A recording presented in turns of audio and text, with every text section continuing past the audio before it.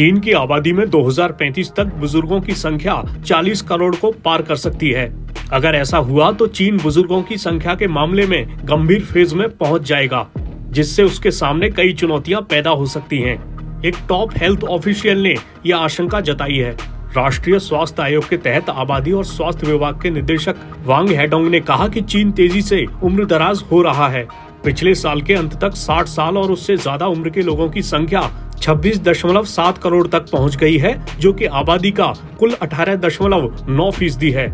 अखबार China daily ने अधिकारी वांग के हवाले से बताया कि अनुमान के मुताबिक 2025 तक बुजुर्गों की आबादी 30 करोड़ और 2035 तक 40 करोड़ हो जाएगी।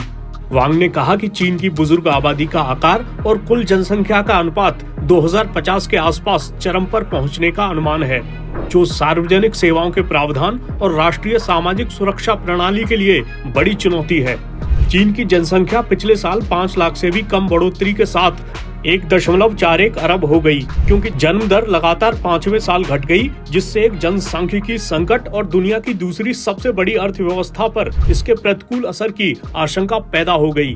सांख्यिकी बुलेटिन के अनुसार 2021 में केवल 76 लाख चीनी जोड़ों ने अपनी शादी को पंजीकृत किया, जो 1986 के बाद से सबसे कम है।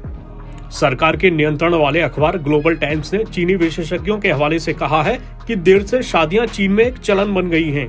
जनसांख्यिकी संकट के लिए मुख्य रूप से दशकों पुरानी एक बच्चे की नीति को जिम्मेदार ठहराया गया है, जिसे 2016 में खत्म कर दिया था, जिसके बाद चीन ने सभी जोड़ों को 2 बच्चे पैदा करने की अनुमति दी थी।